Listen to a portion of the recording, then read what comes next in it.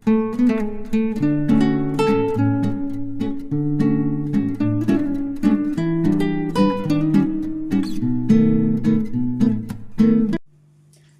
सगळ्यांना. श्री स्वामी समर्थ. श्री स्वामी समर्थ. जय जय स्वामी समर्थ.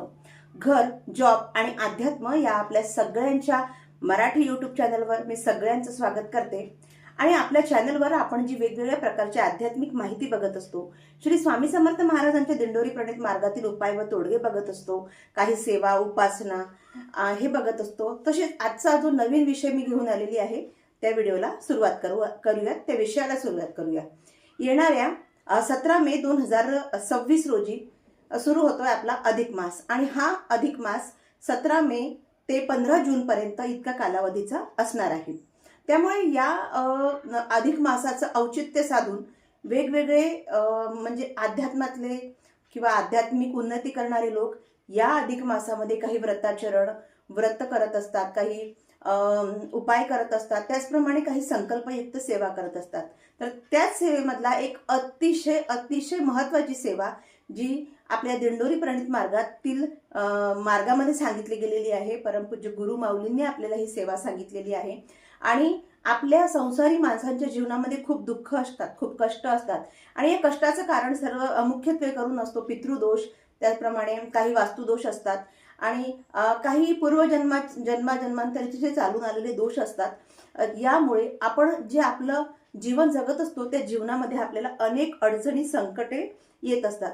तर त्यावर उपाय म्हणून काही अशी विशिष्ट प्रकारची जी एक सेवा आहे, ती सेवा जर आपण या अधिक मासामध्ये केली तर आपले जन्मांतरीचे दोष देखील या सेवेमुळे नष्ट होणार आहेत. त्याचप्रमाणे तुमच्या जीवनामध्ये जे काही अतिशय संकट असतील तर 100% खात्रीने मी सांगते हे संकट तुमचे दूर होणार आहे. वसिष्ठ सिद्धांतानुसार अधिक मास हा 32 महिने 16 दिवस आणि 8 तासानंतर येत असतो. त्या म्हणजे जवळपास 33 महिन्यांनी म्हणजे 3 वर्षांच्या जवळपास हा येत असतो. आणि या अधिक मासाला आपण पुरुषोत्तम मास किंवा मल मास किंवा भगवान विष्णूंचा प्रिय असा अधिक मास किंवा काही ठिकाणी याला धोंड्याचा महिना असे देखील म्हणतात. आणि या महिन्यामध्ये हा पुरुषोत्तम मास असल्या कारणाने या मासामध्ये भगवान श्री हरी विष्णूंची सेवा ही अतिशय महत्त्वाची आणि अगदी त्वरित फलदायी सेवा सांगितल्या जाते. आणि जर का आपल्याला पितृदोष असेल आणि किंवा कुठले वास्तुदोष असतील किंवा आपले जन्मांतरीचे जर दोष असतील तर त्या दोषावर अतिशय प्रभावी अशी सेवा आहे, ती म्हणजे संक्षिप्त श्री भागवताची सेवा. तर या अधिक मासामध्ये आपल्याला ही सेवा कशी करायची आहे हे जाणून घेऊया.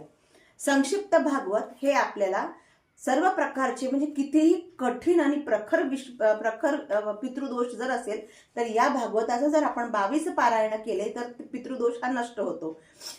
पण आपल्याला अधिक मासामध्ये या पारायणाची सेवा कशी करायची आहे तर ती आपल्याला संकल्पयुक्त करायची आहे.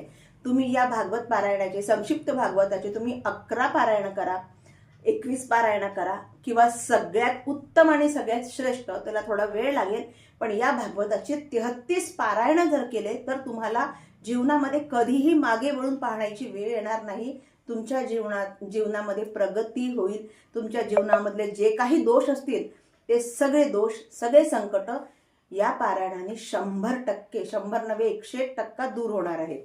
तर संक्षिप्त भागवताचं इतकं हे प्रभावी पारायण आहे.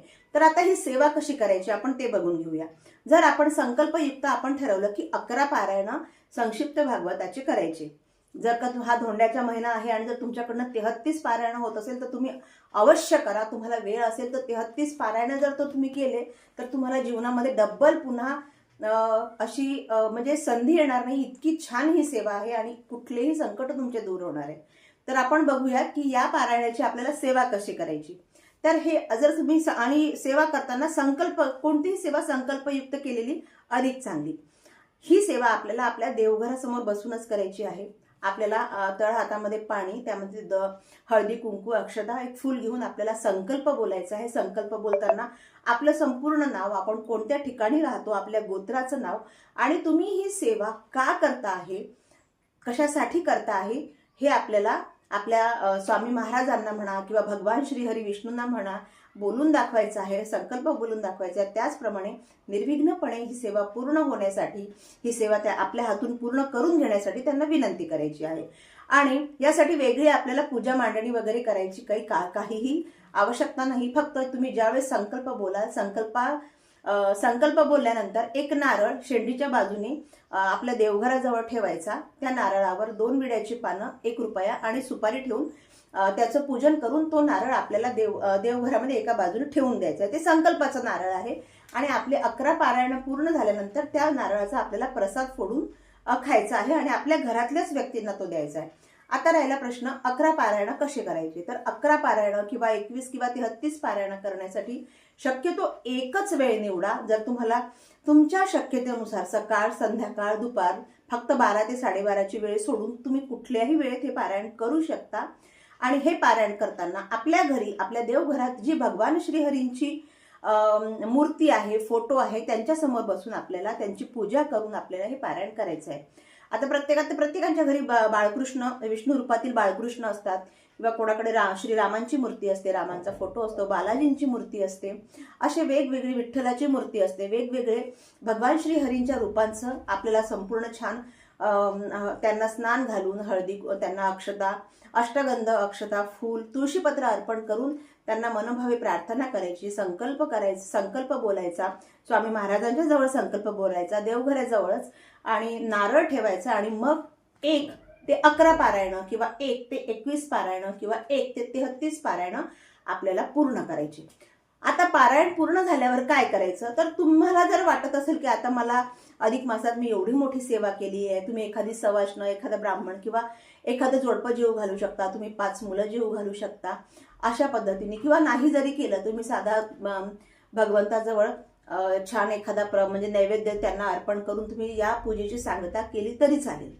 पण जो तुम्ही नारळ ठेवलेला आहे तो नारळ प्रसाद म्हणून आपण फोडायचा आणि आपल्या घरातल्या सगळ्यांनी आपण तो वाटून खायचा. तर अतिशय प्रभावी अशी ही सेवा आहे संक्षिप्त भागवताची. तुम्हाला शक्य होत असेल तर जरूर करा. 11 पारायण करा, 21 पारायण करा, झाले तर 33 पारायण करा. तुमच्या जीवनामध्ये तुमच्या जीवनाचं सोनं करणारं ही सेवा आहे. याशिवाय दुसरी सेवा आहे विष्णू सहस्त्रनाम. आता विष्णू सहस्त्रनाम म्हणजे भगवान श्रीहरी विष्णूंचे सहस्त्रनाम म्हणजे 1000 नावांची ही सेवा आहे. आता ही सेवा जर का तुमच्याकडनं एवढी मोठी सेवा होत नाही तर दुसरी एक सेवा आहे आणि ही देखील भगवान श्रीहरी विष्णूंना समर्पित अशी सेवा आहे. कारण हा अधिक मास म्हणजे पुरुषोत्तम मास आहे. आपल्याला काय करायचं आहे, आपल्या घरी देवघरामध्ये जी कोणती भगवान श्रीहरी विष्णूंची मूर्ती आहे त्या मूर्तीचं आपल्याला पूजन करायचं आहे आणि दररोज आपल्याला विष्णू सहस्त्रनामाचं वाचन करायचं आहे. आता जर तुमच्याकडनं दररोज होत नसेल आणि तुम्हाला जर वाटत आहे की नाही आपण काही संकल्पयुक्त काही ठराविक दिवस करू, तर तुम्ही 11 दिवस करा, 21 दिवस करा. आणि जर तुम्ही 33 पारायण जर विष्णू सहस्त्रनाम केले तर एकदम छान. आता ही सेवा करायची कशी. तर विष्णू सहस्त्रनाम म्हणजे भगवान श्रीहरी विष्णूंचे 21 नाव आपल्याला हातामध्ये तुळशीपत्र घ्यायचे. हातामध्ये तुळशीपत्र घेऊन आपल्याला हे जे याच्यामध्ये विष्णू सहस्त्रनाम दिलेले आहेत म्हणजे भगवान श्रीहरी विष्णूंचे सहस्त्रनाम दिलेले आहेत बघा. अशा प्रकारे ते नामावलीच्या रूपामध्ये आहे आणि श्लोकाच्या रूपामध्ये आहे. तुम्हाला जे सोयीचं वाटेल ते तुम्ही भगवान श्रीहरींच्या मूर्तीसमोर बसून त्यांचं पूजन करून छान पूर्ण एक नाव शांततेने वाचन करायचं. हातामध्ये तुळशीपत्र ठेवायचे. 5 ठेवा, 11 ठेवा, नसेल तर 1 ठेवलं तरी चालेल. आणि संपूर्ण सहस्त्रनामाचं वाचन झाल्यानंतर ते जे तुळशीपत्र आहे ते तुम्हाला आपल्या घरातील जी मूर्ती आहे त्या मूर्तीवर अर्पण करायचं आणि खडी साखरेचा नैवेद्य आपल्याला भगवान श्रीहरी विष्णूंना अर्पण करायचं आहे. इतकी साधी सोपी पण अधिक मासामध्ये होणारी अतिशय प्रभावी सेवा आहे. 33 जर तुम्ही विष्णू सहस्त्रनाम स्तोत्र जर का वाचन केले अधिक मासात तर तुम्हाला दुसरं काहीही करायचं काम नाही. इतक्या छान ह्या प्रभावी सेवा आहे. आणि पुन्हा सांगते, या सेवेपेक्षाही ही जी सेवा आहे संक्षिप्त भागवताची, ही सेवा तुमच्या जीवनाचं सोनं करणारी सेवा आहे. जर तुम्ही खरोखर खूप कष्टामध्ये असाल तरी तुम्ही या सेवेचा नक्की लाभ घ्या. ही सेवा जरूर करा आणि भगवान श्रीहरी विष्णूंना तत्समच स्वामी महाराजांना प्रसन्न करून आपली मनोवांछित फळ प्राप्त करून घ्या. तर आशा करते तुम्हाला ही सेवा समजली असेल, व्हिडिओ आवडला असेल. असेच वेगवेगळे व्हिडिओ पाहण्यासाठी आपल्या चॅनलला सबस्क्राईब करा आणि व्हिडिओला हाईप पण करा. पुन्हा भेटूया अशाच एका व्हिडिओमध्ये. श्री स्वामी समर्थ.